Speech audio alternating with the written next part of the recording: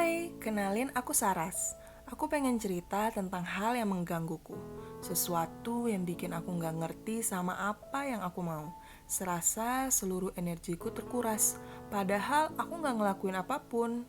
Akhir-akhir ini teman-temanku menjauhiku. Penyebabnya karena aku selalu gak bisa kalau diajak hangout bareng mereka.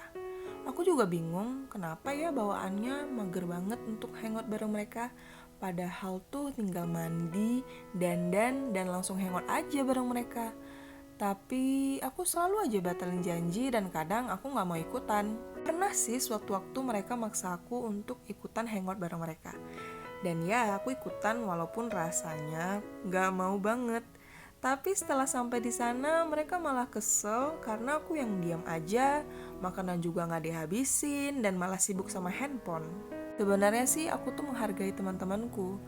Aku tuh seneng sebenarnya ngumpul bareng mereka. Tapi akhir-akhir ini aku gak pengen banget untuk ngumpul.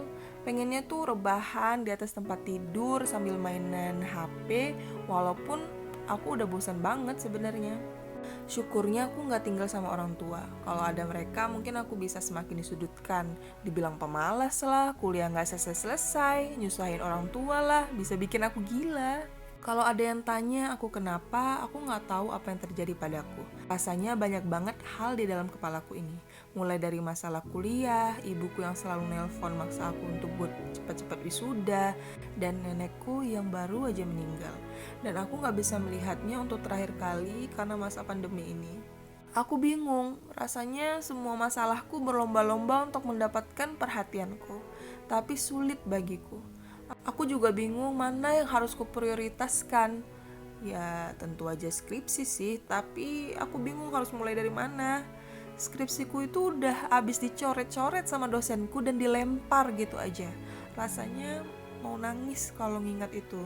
Ditambah lagi setiap aku coba untuk ngerjain skripsi, aku selalu kepikiran nenek. Seandainya nenek masih ada, dia pasti ngerti apa yang aku rasain saat ini. Jujur, aku kangen diriku yang dulu, yang selalu ceria dan asik. Bahkan untuk sekedar tertawa melihat lelucon di internet, aku juga gak punya tenaga untuk hal itu. Tapi tadi malam, Kikan teman dekatku sewaktu SMA dulu tiba-tiba nelpon. Awalnya males banget buat ngangkat telepon darinya. Tapi nyatanya Kikan adalah orang yang tepat dengan permasalahanku ini. Akhirnya aku mencoba untuk angkat telepon Kikan dan kita asik banget. Sampai akhirnya kita video callan. Dia ngeliatin aku yang lusuh banget ini. Maklum, aku gak mandi seharian. Dia nanya apa aku ada masalah. Ya selama ini aku sulit banget buat buka suara. Karena setiap aku cerita ke temanku, mereka selalu bilang, ah gitu doang mah, masih banyak yang lebih menyedihkan hidupnya daripada kamu. Gak usah lebay deh. Tapi Kikan berbeda. Dia mau dengerin ceritaku dan gak ngehakimin aku. Dia bilang setiap orang punya masalah dan kemampuannya masing-masing. Jadi sekedar mendengarkan saja bisa mengurangi beberapa persen beban pikiran seseorang. Dan itu benar banget. Setelah aku bercerita dengan Kikan, aku sedikit merasa lega dan aku rasa hal negatif di dalam diriku sedikit berkurang dan bertukar dengan sikap positif yang diberikan Kikan. Dan aku mulai paham kalau aku sedang mengalami depresi.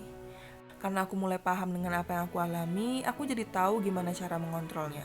Karena depresi adalah salah satu gangguan mental yang bisa disembuhkan dengan melakukan beberapa aktivitas. Sebenarnya sih nggak perlu aktivitas yang ribet, coba mulai dari hal yang kecil aja dulu. Contohnya tuh mandi di pagi hari aja dulu, baca-baca buku, dengerin musik, dan aku mulai ngebuat bullet journal. Nah buat kalian yang bingung apa bullet journal, bullet journal itu sebenarnya sama seperti jurnal yang lain tapi lebih detail.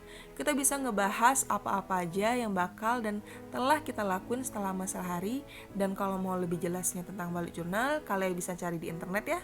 Walau masih ragu ngerjain skripsi, tapi aku udah buat jadwalnya kok. Dan akhirnya aku mencoba untuk menyelesaikan skripsiku walaupun dengan berat hati. Tapi setelah dilaksanakan, itu tidak terlalu buruk ternyata. Ternyata selama ini aku hanya menganggap skripsiku itu beban. Oke deh teman-teman, sekian cerita tentang depresi yang baru-baru ini aku alami. Kalau kalian merasakan hal yang sama sepertiku atau punya teman yang seperti aku, please coba untuk dengerin dan sedikit berempati dengannya. Karena yang dibutuhkan orang ketika cerita tentang masalah yang dialaminya bukanlah pembelaan atau apapun itu, namun sekedar telinga untuk mendengarkannya. Bye, sampai jumpa di cerita berikutnya.